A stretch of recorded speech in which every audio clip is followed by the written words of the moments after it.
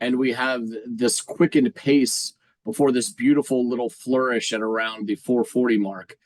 And it's good because you get confirmation by a distinguishable "yeah, woo" from audience members. So I was glad that I wasn't alone in thinking "yeah, woo." I got to hear it.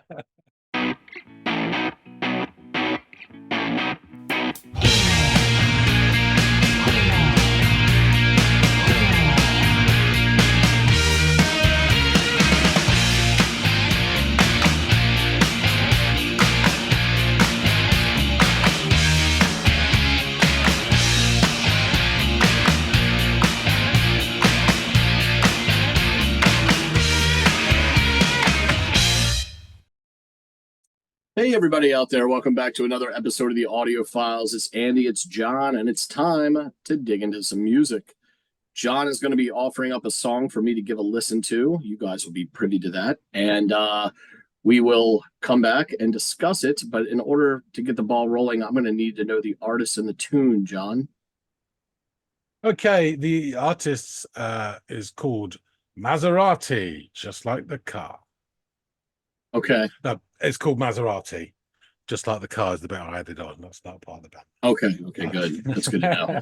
No, it's funny you mentioned this band. I think I caught one track by them on KEXP, if I'm not mistaken, within the last year, whatever. I don't know. But I'm vaguely familiar with them, but I don't know much, if anything else, about this band. So, okay, well, this track is called Monoliths, and this is a live version.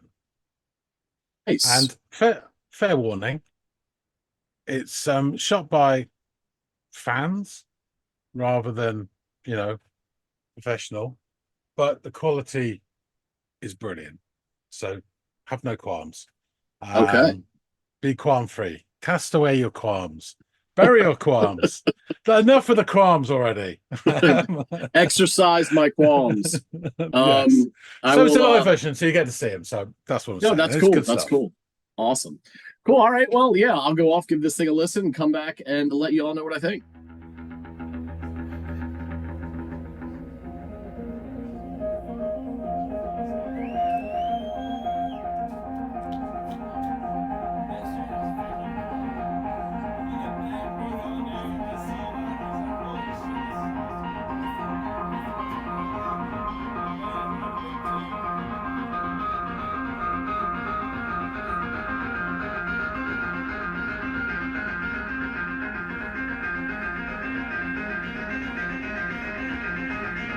Love that circular guitar.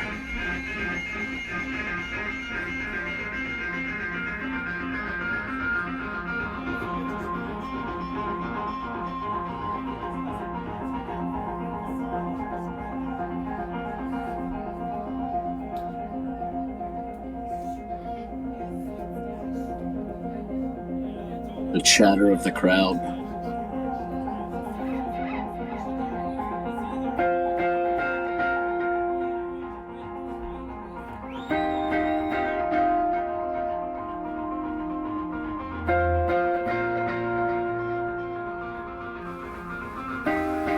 Wow. These guitars sound great together.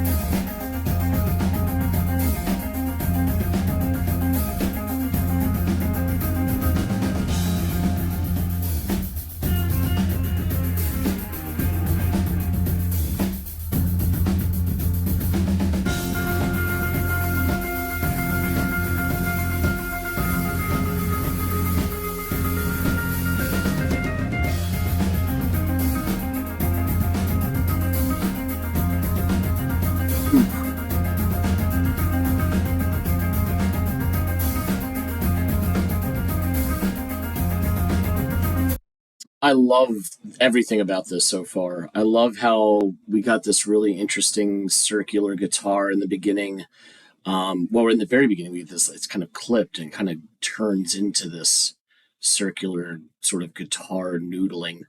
Um, and then we get this second guitar that comes in, and there's just so much like shine and echo to those chords, and the way the two parts interplay is beautiful.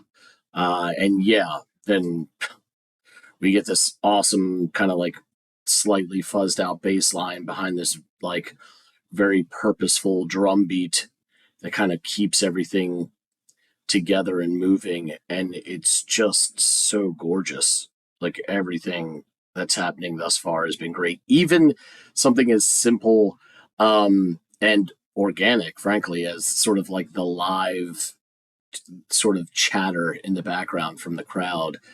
I don't know, kind of gives it this like, I don't know, like a charm to it, like in another dimension. Um, that I also found enjoyable. So everything thus far has been really, really beautiful.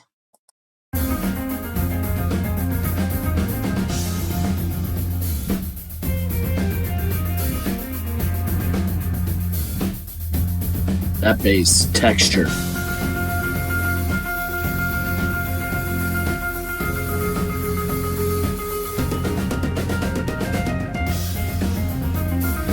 Nice.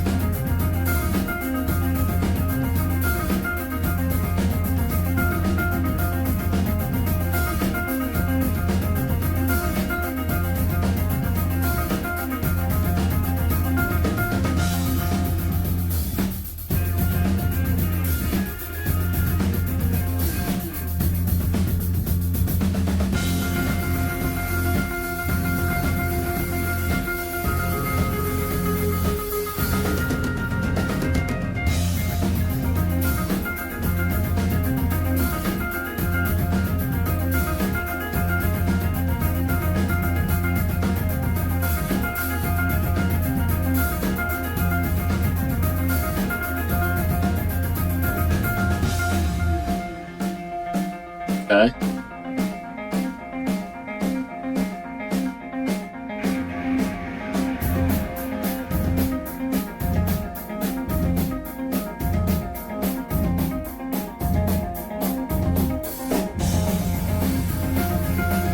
Oh, this is awesome.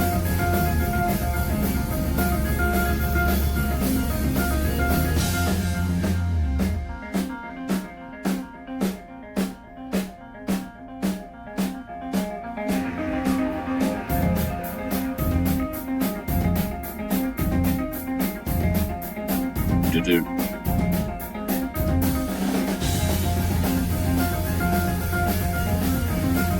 Yes.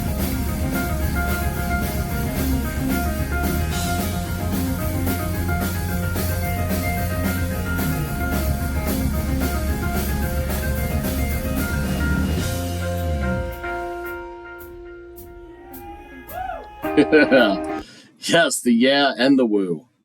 Accurate. Yeah, this is incredible. There's not, I mean, you guys are hearing this, so there's not much I need to say to describe what we're hearing other than it's gorgeous. Just those guitars working together. It's a tale of two things, right? The way the guitars are working together, and then that rhythm section, and all like the depth that it's adding, and then those two pieces coming together to create a product that is so lush. And I don't know, there's like this, for me, there's like the serenity to the sound, like it's kind of lifting you up and keeping you in constant motion.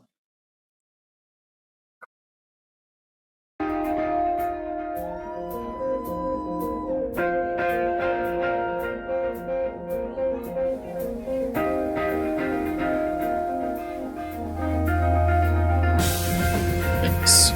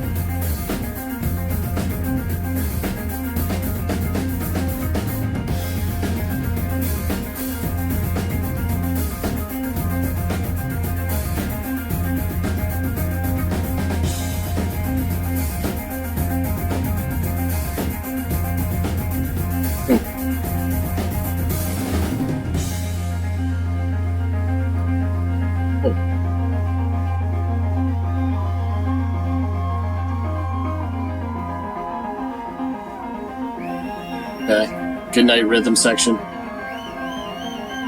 You've done well here. Oh, yes.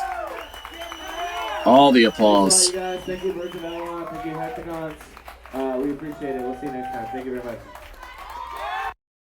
Yeah. I mean, there's not much I can say other than that was so beautiful. I mean, the brushstroke work of the guitars, and they sort of, if I'm not mistaken, they kind of switched the baton a bit, where one was doing more chord driven stuff and the other was doing kind of more like that beautiful ethereal riffing. Um, and all of it sounded so great together. I just adored that.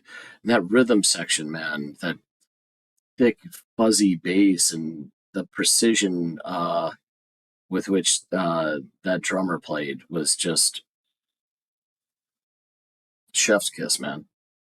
Chef's kiss. This whole thing.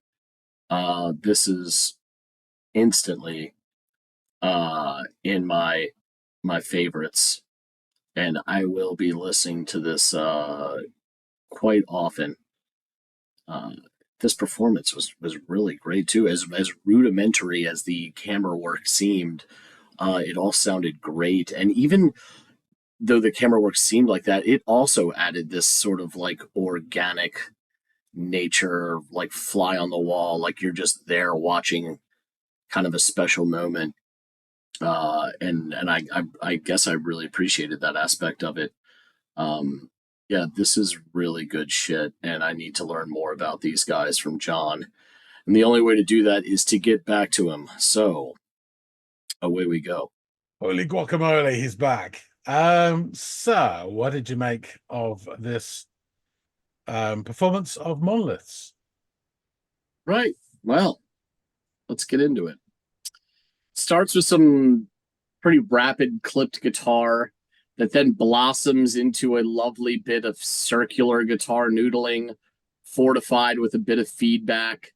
Um, this is then accented by a second guitar coming in with some shiny, echoey chords. The rest of the band joins, and we have this perfectly paced drum beat that moves everything forward with added purpose. Also, for what it's worth, I really enjoy the addition of the background chatter of the audience. I'm not sure why, but it gives the song another dimension of character and charm. There's something organic about this feeling of being present for what I think you would admit is not a huge live performance or anything like that. It's intimate and it sounds great, like you mentioned. Just to say you're spot on. I think because the way the camera's placed, it's quite odd compared to most music videos. Yeah. But with the audience chatter, it makes you feel like you're standing there. It's you're one there. Of these perspectives. Yeah, it really is. Yes, exactly. So the slightly fuzzed out bass line is great as well and helps add this like texture to an already infectious rhythm section. And at the 232 mark, there is this beautiful little guitar flourish that isn't over the top or too ham-handed. And because it isn't any of those things, it has this almost tasteful and precise quality to it, as transient as it may be at this point, because it was fleeting. It wasn't there for very long. And at the 339 mark, there's a shift in the song, and the drums hammer on these on the snare for a few seconds while the guitar adds these little sonic pulses to the beat before the drummer reintroduces the hi-hats to the song.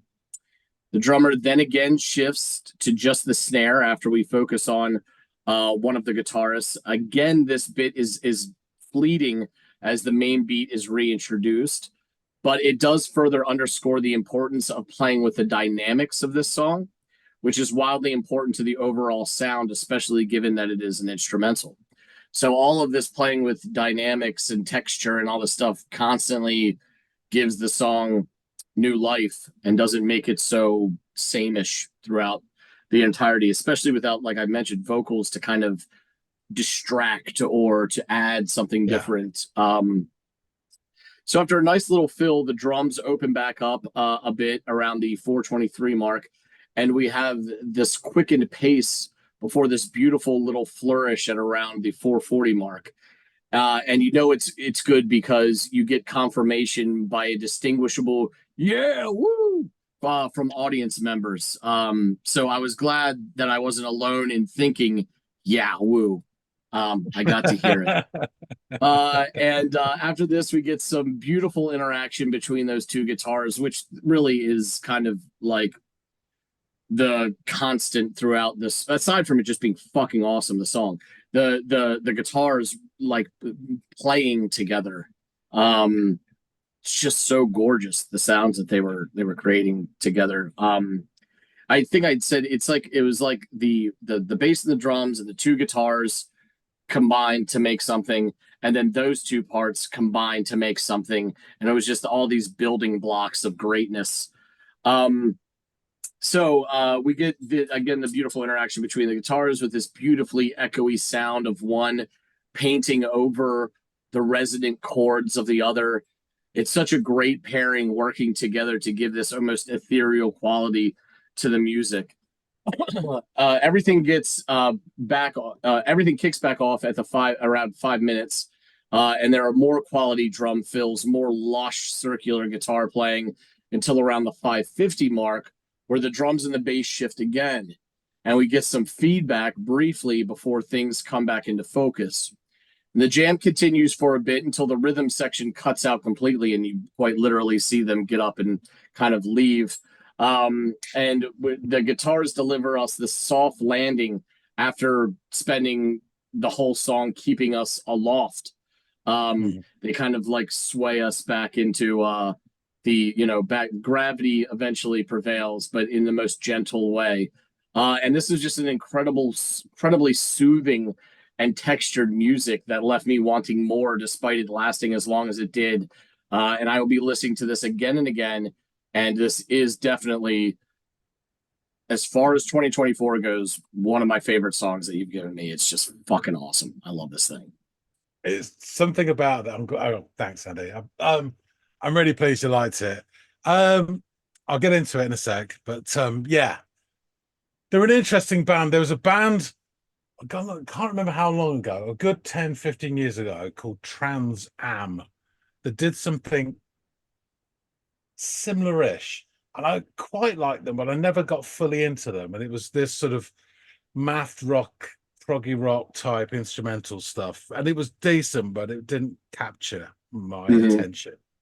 And then I stumbled across these guys many moons ago, and this song was the first one I heard. And I just, and it was the studio version. Loved it.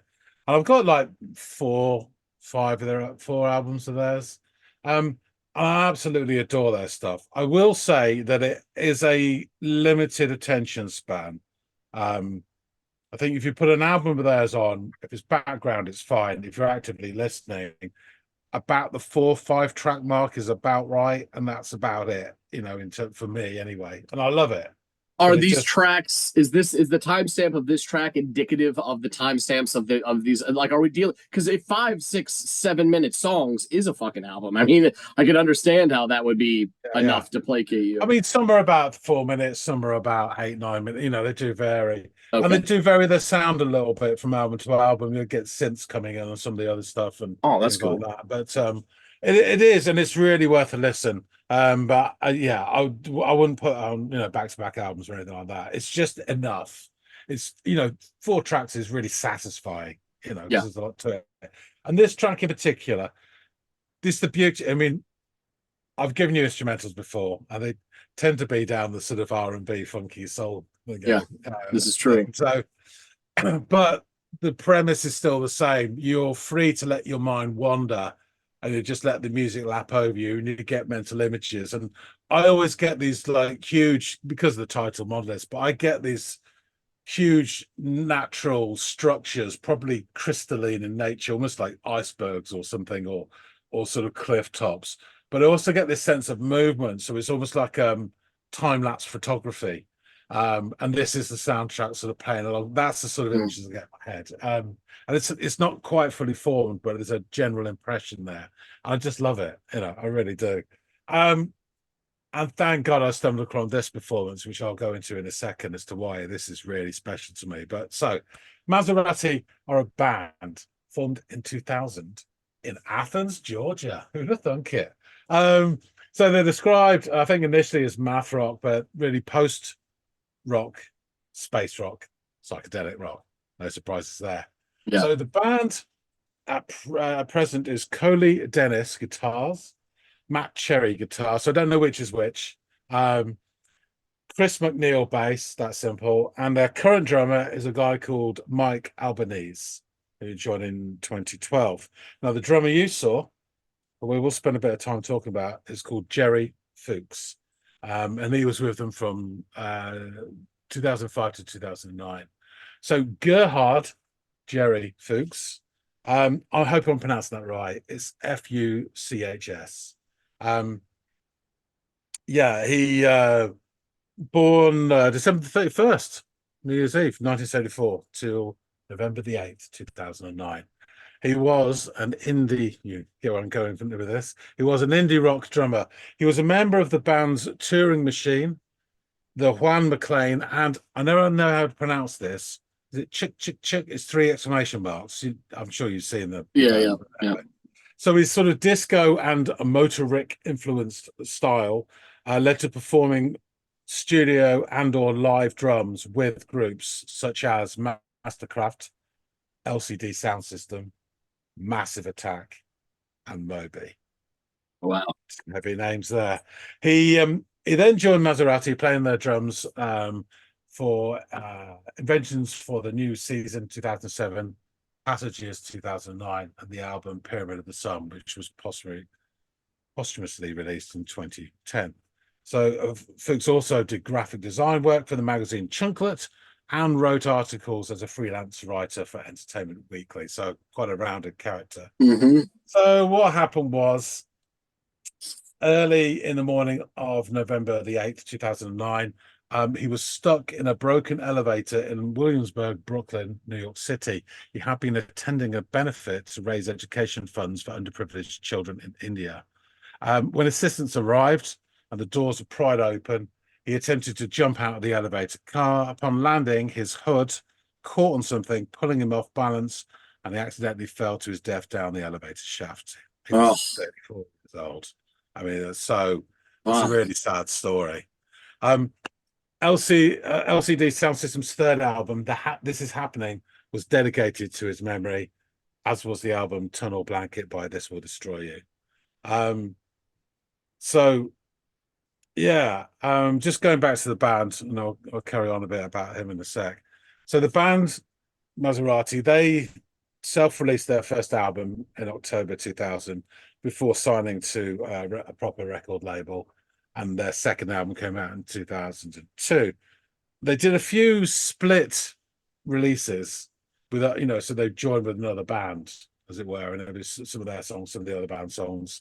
And the original drummer, Phil Horn, quit and was replaced by Jerry Fuchs. After his death, the band worked on the album Pyramid of the Sun for about a year, because his drums had already been recorded 3 months before his death. And so exactly 1 year to the day from his death, Pyramid of the Sun was released in November 2010. AllMusic said of the album, Maserati makes galloping instrumentals that are atmospheric but punchy. The band recorded Pyramid of the Sun using vintage gear like Moog keyboards and Roland Space Echoes to give it an authentic space rock sound. The album thrives on the hypnotic rhythm of krautrockers like Neu, with bulky synth riffs that sound like Jan Hammer's theme from Miami Vice, only beefed up, elongated, and entangled in guitar delays. My mate Rob came round earlier today, and we were talking about what we're going to do tonight with yourself. And I said about this Maserati track, and he goes, "Oh, what's it like?" And I said, "Well, it's instrumental, and it's kind of like a space rocky version of the theme from Miami Vice, crossed with Stuart Copeland's theme from The Equalizer, but sort of booked together. I knew that. Oh yeah, okay. And he was really enthusiastic about it, but I'm here. But yeah, so and Pitchfork, they say Pyramid, the album, covers a fair amount of ground from Jan Hammer moves to more familiar rock-based grooves. The man who makes Maserati most able to cover this wide swath of territory is the late Jerry Fuchs. His playing, powerful and precise, while also exhibiting a little looseness, provides a solid foundation that gives the rest of the group the space to explore and expand their horizons. On Pyramid, that solid bass takes on a more motoric feel. Throughout the album, Fuchs playing these exemplary, but not in a showy or needlessly florid manner. He simply gets to work and gets the job done, content with just being one part of a greater whole, which I think is a really sort of cool point. So the song you listened to was actually from a 2009 split release EP. It's sometimes listed as well as an LP, but it really isn't, with the band Zombie. And it's imagined to be titled Maserati / Zombie, but it's also sometimes also imaginally known as Split.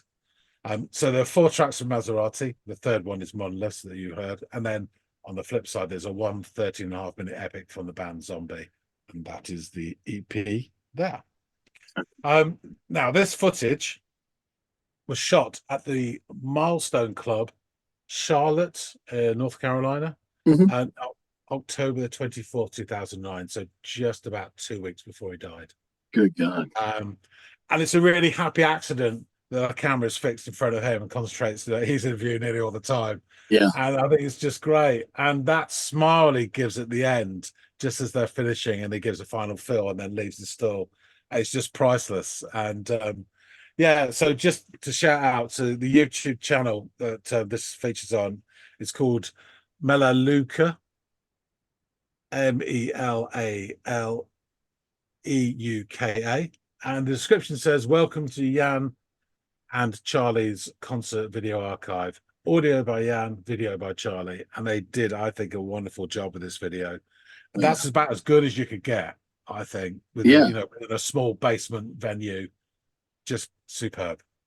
And underneath this video, in the comment section, there is a comment from one of the guitarists, Curly Dennis, who put, "Jerry was the most reserved, song-serving drummer I've ever known. He could literally do anything he wanted on drums, but learned that less, more often than not, is more. I've seen him play the most complicated Billy Cobham beats without breaking a sweat. He was an amazing human who loved life. He was a good friend, and I miss him every day." So that's really sweet as well. Yeah, it is. Damn, though. But it's great that you can get this archive and access to their stuff and his performances. Just to finish off the story, Maserati have released 3 more albums.